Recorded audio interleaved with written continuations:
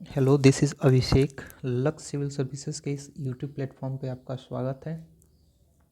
हमने इसके पहले वाले वीडियो में लोकतंत्र की थोड़ी बहुत पहलू के बारे में जानकारी प्राप्त की थी।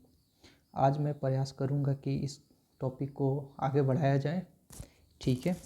और जो लोग भी इसके पहले वाले वीडियो नहीं देखे हैं वो पहले देख लें, तभी ये वीडियो समझ में आएगा। सेकेंड इसका पार्ट, ठीक है। तो हमने लोकतंत्र को किस रूप में देखा हुआ था। मैं बोला था आपको कि लोकतंत्र को हम लोगों ने दो रूपों में देख रहे थे। एक मैं बोला था लिमिटेड फॉर्म ऑफ डेमोक्रेसी, और एक मैं बोला था कॉम्प्रिहेंसिव फॉर्म में। अर्थात मैंने लोकतंत्र की एक सीमित अवधारणा की बात की थी, बहुत ही सीमित अवधारणा की बात की थी, और एक मैं व्यापक अवधारणा की बात की थी। मैंने आपको एग्जाम्पल से ही बताया था। जैसे मैं यहाँ पे एग्जाम्पल भी दिया हूँ, देखिए। मैं यहाँ पे आपको एग्जाम्पल से भी बताया था कि यहाँ पे मैं आपको बताया हुआ था कि दो व्यक्ति हैं, ए और बी की जो नज़रिया है लोकतंत्र को देखने का, बहुत ही अलग नज़रिया है। ये बहुत ही लिमिटेड नज़रिया से देखता है, लेकिन बी का लोकतंत्र देखने का जो नज़रिया है बहुत ही व्यापक है। मैंने इसका एग्जाम्पल बताया था पहले वाले वीडियो में, सारी इस पर चर्चाएं हुई थी, ठीक है। तो इसको आज हम लोग इसको आगे लेके चलते हैं। तो इसलिए मैं आग्रह करना चाहूँगा कि जो लोग पहले वाले वीडियो को नहीं देखें उस वीडियो को देखें, उसके बाद सेकेंड पार्ट पे आएँ, ठीक है। ठीक है, हम लोग आज इसी दोनों अवधारणा की बात करेंगे, इश्क की और इश्क की, ठीक है। तो मैं यहाँ पे इसको कर देता हूँ, ठीक है। और मैं यहाँ पे ये लिखूँ कि अब लोकतंत्र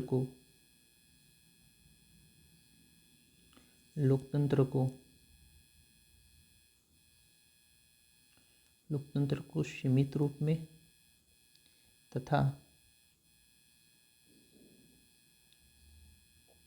व्यापक रूप में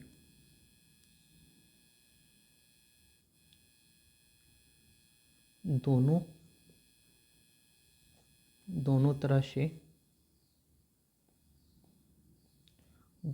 से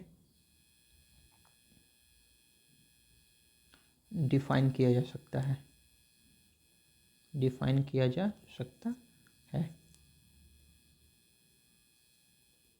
यानी कितनी फॉर्म की बात कर रहा है ये बात कर रहा है आपका, दो रूपों की बात कर रहा है लोकतंत्र की। ये लोकतंत्र की दो रूपों की बात कर रहा है। एक फॉर्म ये बता क्या रहा है, एक कह रहा है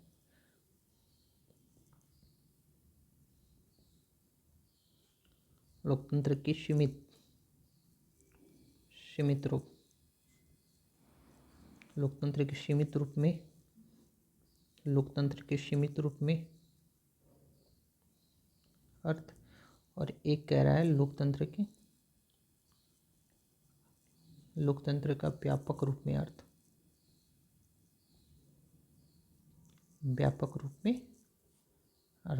क्या होता है, इसी दो टॉपिक पे हम लोग आज चर्चा करेंगे, ठीक है। मैं इसका इंग्लिश पे लिख देता हूँ।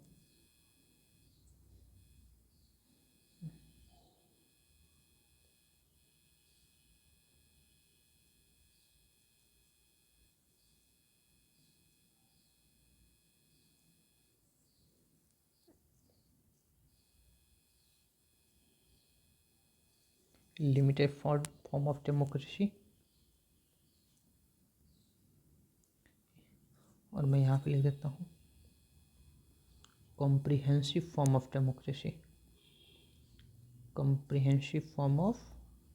डेमोक्रेसी, ठीक है। इसी दो को जानेंगे लोग। हम लोग प्रयास ये करेंगे कि लिमिटेड फॉर्म ऑफ डेमोक्रेसी क्या होता है और कम्प्रिहेंसिव फॉर्म ऑफ डेमोक्रेसी क्या होता है। ठीक है, यानी मैं लिखा कि लोकतंत्र को सीमित रूप में तथा व्यापक रूप में दोनों तरह से डिफाइन किया जा सकता है। इसके पहले जो हम लोग एग्जाम्पल देखे भी हुए थे कि जो व्यक्ति ये है वो इस रूप में सोच रहा है, जो व्यक्ति ये है, ये व्यक्ति एक की अवधारणा है, ये व्यक्ति एक की नज़रिया है।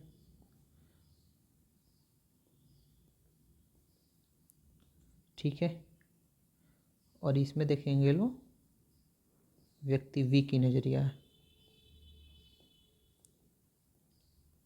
ठीक है, इसी दोनों को जानेंगे लोग कि व्यक्ति ए कैसे सोचता है और व्यक्ति वी कैसे सोचता है। ठीक है, तो पहला मैं यहाँ पे हेडिंग डालता हूँ। ठीक है, मैं लिखता हूँ यहाँ पे पहला,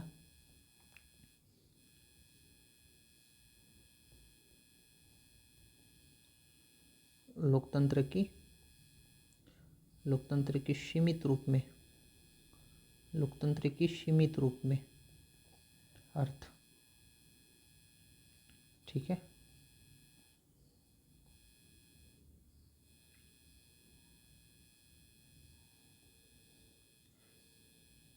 meaning of limited form of democracy, इसका अर्थ क्या होता है, इस चीज़ को हम लोग बहुत विस्तार से जानेंगे, ये होता क्या है। ठीक है, देखिए लोकतंत्र को यहाँ पे लिख देता हूँ, लोकतंत्र को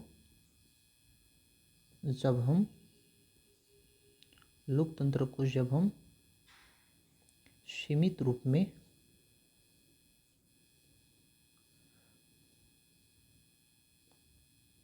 परिभाषित करते हैं तो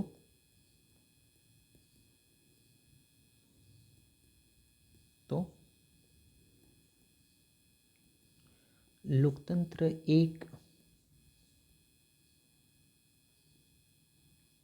शासन प्रणाली या पद्धति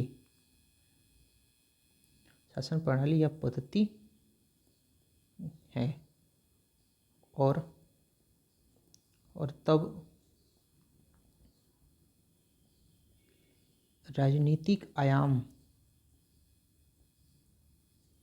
ही महत्वपूर्ण हो जाता है, राजनीतिक आयाम ही महत्वपूर्ण हो जाता है। कहने का अर्थ क्या हुआ, ये कह रहा है कि लोकतंत्र को जब हम सीमित रूप में परिभाषित करते हैं तो लोकतंत्र एक शासन प्रणाली ही दिखाई देती है, केवल एक शासन प्रणाली, और तब राजनीतिक आयाम ही, यानी ये कह रहा है ये राजनीतिक पहलू ही तब इसके मायने रखते हैं, यानी ये तब एक शासन प्रणाली हो जाती है और तब एक राजनीतिक आयाम ही महत्वपूर्ण हो जाते हैं। ठीक है, यानी क्या कह रहा है, चलो इसको देखते हैं। जैसे यानी ये कहने का अर्थ ये हुआ कि सीमित रूप में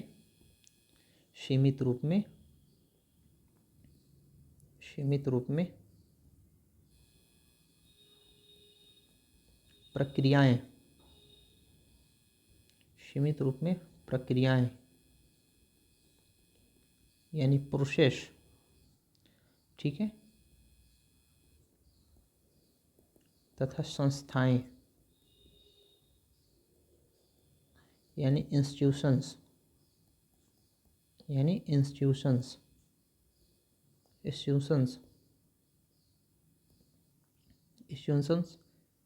सीमित रूप में प्रक्रियाएं तथा संस्थाएं ही लोकतंत्र के केंद्र में होती है,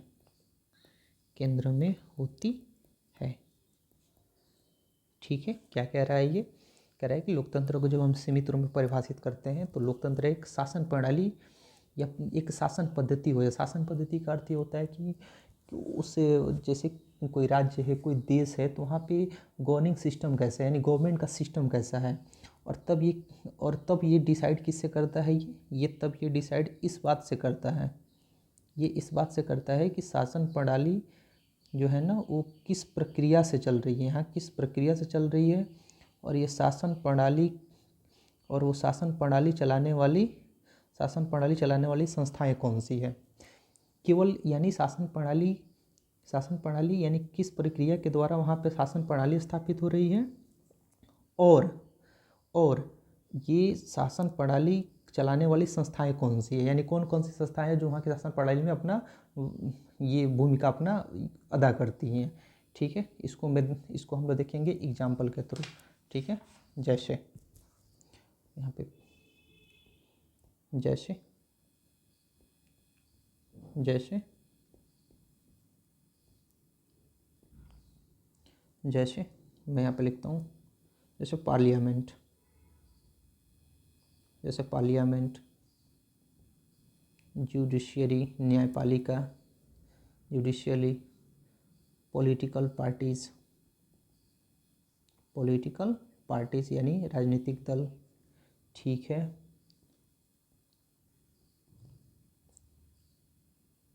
इलेक्शन कमीशन। ठीक है, चुनाव आयोग, प्रेसिडेंट, पीएम प्रधानमंत्री, काउंसिल ऑफ मिनिस्टर मंत्रिपरिषद, ईटीसी। ये कौन से लोग हो जाएंगे, ये जो है ना ये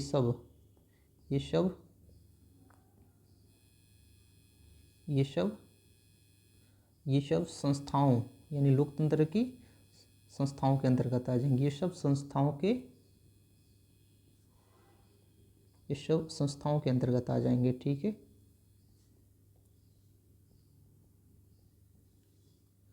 तथा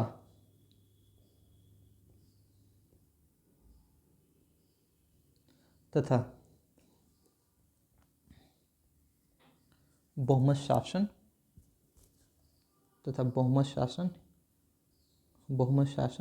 तो मैं लिख देता हूँ मेजॉरिटी रूल, बहुमत शासन, नियतकालिक चुनाव,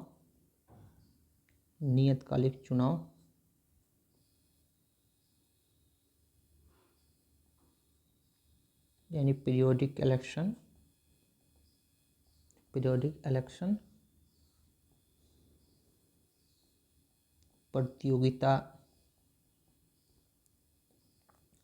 प्रतियोगितापूर्ण दल प्रणाली,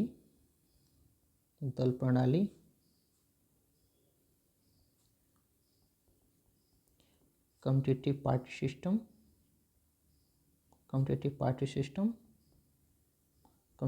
सिस्टम,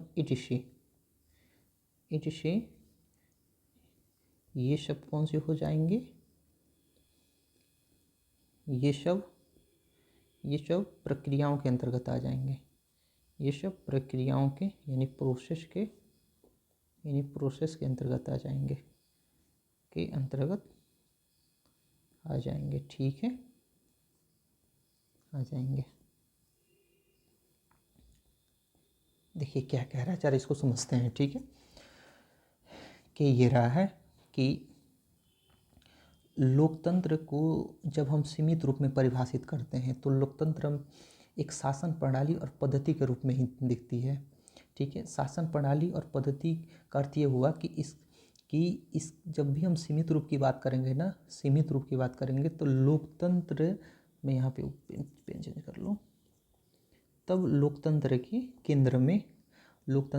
केंद्र में प्रक्रियाएं और संस्थाएं होंगी। इसका अर्थ ये हुआ कि उस राज्य में, उस देश में, उस राष्ट्र में जो शासन प्रणाली है, शासन पद्धति चल रही है, उस शासन प्रणाली या पद्धति को स्थापित करने में कौन कौन सी प्रक्रियाएं यानी कि किस प्रक्रियाओं के तहत, यानी किन प्रक्रियाओं के तहत वहाँ की शासन प्रणाली चल रही है, और उस शासन प्रणाली में कौन कौन सी संस्थाएं भाग ले रही हैं।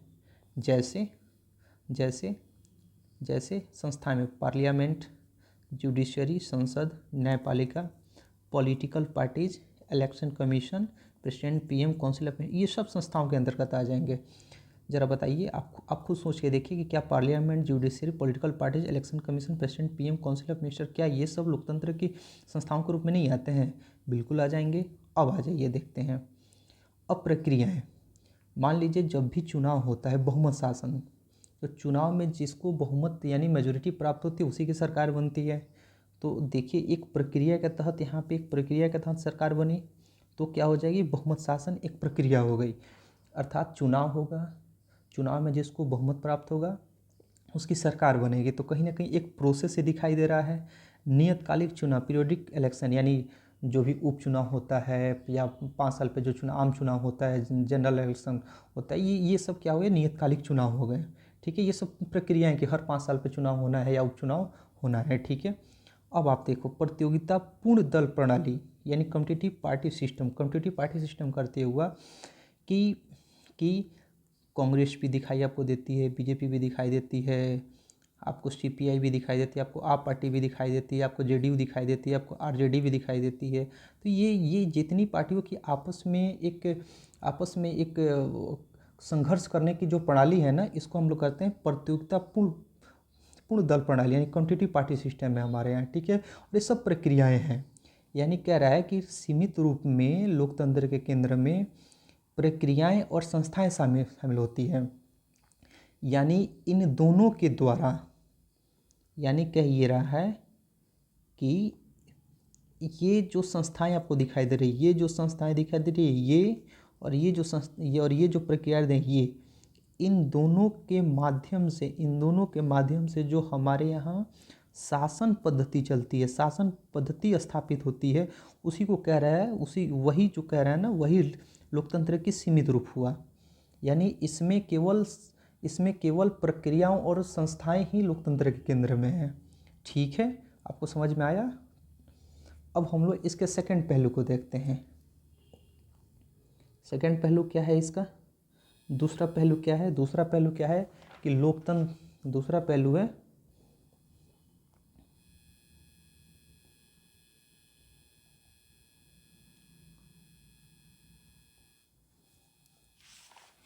लोकतंत्र का व्यापक अर्थ। लोकतंत्र का व्यापक रूप में अर्थ, व्यापक रूप में अर्थ।